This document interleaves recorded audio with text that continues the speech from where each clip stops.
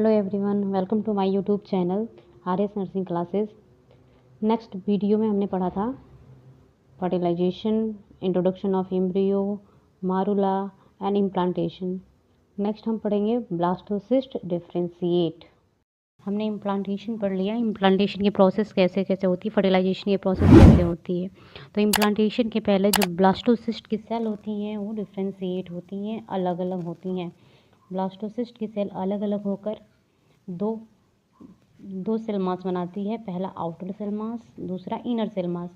Inner cell mass से umbilical cord और embryo का फॉर्मेशन होता है, और आउटर सेल मास जिसे ट्रोफोएक्टोडर्म कहा जाता है वो दो भाग में डिवाइड होती हैं, outer trophectoderm, inner trophectoderm. Outer trophectoderm को सिनसाइटोट्रोफोब्लास्ट कहा जाता है, जिससे एससीजी का फॉर्मेशन होता है, और इनर ट्रोफोएक्टोडर्म को साइटोट्रोफोब्लास्ट कहा जाता है, जिससे प्लेसेंटा का फॉर्मेशन होता है।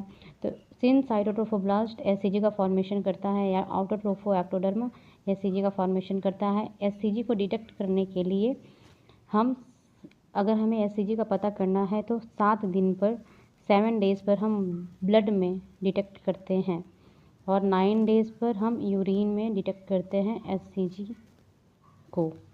अब हम जो भी पढ़े हैं फर्टिलाइजेशन से लेकर मारुला का प्रोसेस कैसे बनता है उसको हम डायग्राम के थ्रू देखेंगे। ठीक, हमने फर्टिलाइजेशन पढ़ा था, क्लीवेज प्रोसेस पढ़ा था, और मारुला और ब्लास्टोसिस्ट कैसे कैसे बनता है इसके बारे में हमने पढ़ा था। अब पहला है ओवुलेशन। फर्स्ट प्रोसेस होती है ओवुलेशन। ओवुलेशन के टाइम एग क्या होता है, ओवरी से रिलीज़ होकर फैलोपियन ट्यूब में आता है। ओवरी से रिलीज होकर फैलोपियन ट्यूब में आता है, और स्पर्म जेनाइटल ट्रैक्ट से होता हुआ ओवुलेशन के समय एक एम्पुला में प्रेजेंट होता है। यदि सेक्सुअल इंटरकोर्स के टाइम एग एम्पुला वाले पार्ट में प्रेजेंट है तो स्पर्म ओवम को फर्टिलाइज्ड कर देगा। तो ओवुलेशन के टाइम ही क्या होता है, फर्टिलाइजेशन की प्रोसेस स्टार्ट होती है। तो फर्टिलाइजेशन में क्या होता है कि स्पर्म का न्यूक्लियस ही एग के अंदर एंटर करता है। स्पर्म का न्यूक्लियस एग के अंदर इंटर करता है, और दोनों क्या होते हैं, हैप्लॉइड सेल होते हैं। हैप्लॉइड सेल मतलब कि 23 क्रोमोसोम स्पर्म मेल स्पर्म का होता है 23 क्रोमोसोम, और फीमेल एग का 23 क्रोमोसोम, जिसको बोलते हैं हैप्लॉइड।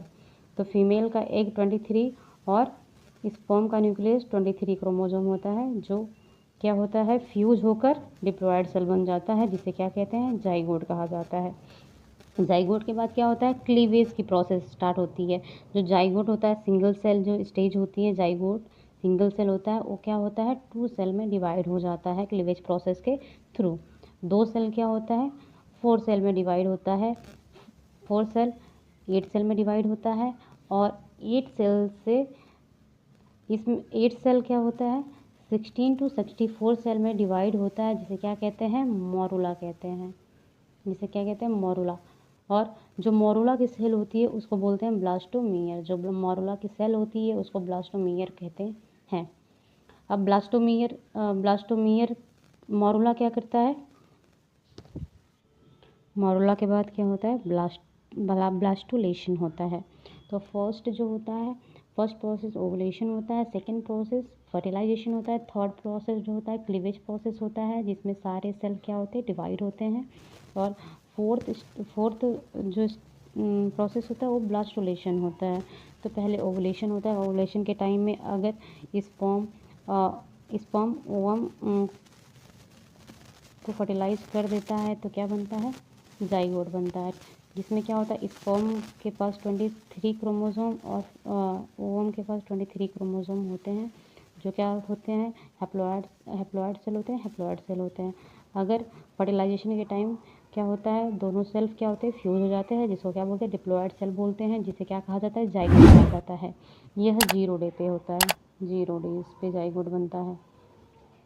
नेक्स्ट क्या होता है, क्लीवेज प्रोसेस। दूसरी जो प्रोसेस होती है उसको बोलते हैं क्लीवेज प्रोसेस। क्लीवेज प्रोसेस के थ्रू क्या होता है, एक सिंगल सेल जो होती है वो 2 सेल में डिवाइड होती है, 2 सेल क्या होता है 4 सेल में डिवाइड होता है, 4 सेल 8 सेल में डिवाइड होता है, 8 सेल 16 सेल से 64 सेल में डिवाइड होता है, जिसे क्या कहते हैं मोरूला कहा जाता है। मोरूला की सेल को ही क्या कहते हैं ब्लास्टोमियर। मोरूला की सेल को ब्लास्टोमियर कहते हैं, जो 96 आवर में कंप्लीट होता है, 96 आवर या 5 डेज में कंप्लीट होता है। अब मोरूला के बाद क्या होता है ब्लास्टुलेशन। ब्लास्टुलेशन का मतलब होता है कि जो ब्लास्टोसिस्ट के बनने की प्रोसेस होती है उसको ब्लास्टुलेशन कहते हैं। इसमें क्या होता है जो मोरूला की सेल होती हैं वो क्या होती हैं रीअरेंज होती हैं। मोरूला की सेल क्या होती हैं रीअरेंज होती हैं। कुछ सेल क्या होते हैं आउटर बाउंड्री में शिफ्ट हो जाते हैं, कुछ सेल क्या होते हैं जो एक साइड क्या होते हैं शिफ्ट होते हैं। कुछ सेल जो होते हैं आउटर बाउंड्री में शिफ्ट होते हैं और जो कुछ सेल होते हैं वो एक साइड में अरेंज हो जाते हैं। ठीक है, जो आउटर बाउंड्री को बनाता है उसको बोलते हैं आउटर सेल मास। जो आउटर बाउंड्री को बनाता है उसको बोलते हैं आउटर सेल मास। और जो इनर बाउंड्री होती है जो अंदर सेल अरेंज हुए हैं उसको बोलते हैं इनर सेल मास या एम्ब्रियो ब्लास्ट। इसमें एक कैविटी होती है, इस कैविटी को कहते हैं ब्लास्टोसील। अब हमने पढ़ा था कि ब्लास्टोसिस्ट डिफरेंशिएशन, तो इसमें क्या होता है ब्लास्टोसिस्ट डिफरेंशिएशन। हमने पढ़ा था ब्लास्टोसिस्ट डिफरेंशिएशन। ब्लास्टोसिस्ट डिफरेंशिएशन में जो सेल अलग अलग होती हैं वो आउटर सेल मास बनाती है और एक इनर सेल मास बनाती है। तो ये जो आउटर सेल होती है जो आउटर बाउंड्री में शिफ्ट होती हैं उसको आउटर सेल मास कहते हैं, और जो इनर बाउंड्री में शिफ्ट होती हैं उसको इनर सेल मास कहते हैं या एम्ब्रियो ब्लास्ट भी कहा जाता है। देखो इधर है embryo cell mass. Embryo cell mass को एम्ब्रियो ब्लास्ट इसलिए कहा जाता है क्योंकि ये एम्ब्रियो का फॉर्मेशन करती है और अम्बिलिकल कॉर्ड का फॉर्मेशन करती हैं। जो आउटर सेल मास है, आउटर सेल मास जो होता है इसे आउटर सेल मास बोलते हैं या ट्रोफो एक्टोडर्म या ट्रोफोब्लास्ट आउटर सेल मास को कहा